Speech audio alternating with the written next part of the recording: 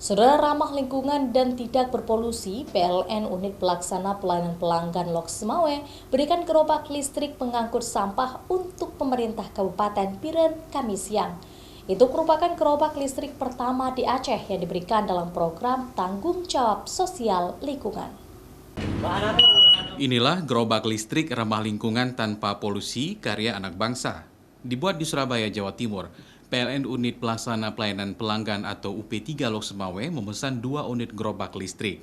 Gerobak yang digunakan untuk mengangkut sampah tersebut, 1 unit diberikan ke pemerintah Kota Lok Semawe dan 1 unit diberikan ke pemerintah Kabupaten Biren. Tidak perlu mengantri isi BBM ke SPBU, gerobak ini cukup cas menggunakan energi listrik selama 2 jam. Baik di rumah, di kantor, dan bisa di mana saja, silahkan ada colokan aliran listriknya. Bahkan ini lebih hemat jika dikonversikan dengan harga BBM.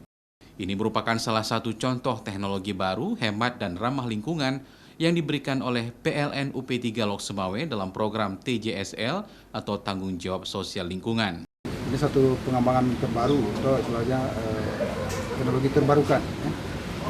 Kita berharap ini mungkin satu contoh. Kalau ada di produk lain bisa juga kita mengadakan melalui pengadaan anggaran. Ya benar, ini merupakan becak listrik pertama di Aceh berjumlah 2 unit. Untuk becak gelis ini gerobak listrik pembuatannya di Surabaya. Jawa Timur.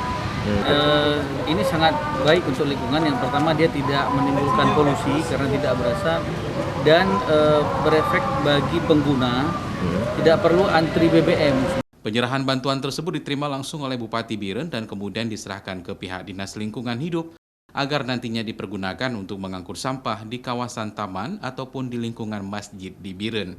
Kedepannya jika pemerintah Biren berencana menambah gerobak listrik, pihak PLN siap memfasilitasinya dengan pabrik pembuat gerobak tersebut agar energi ramah lingkungan dan bebas polusi semakin banyak di Aceh.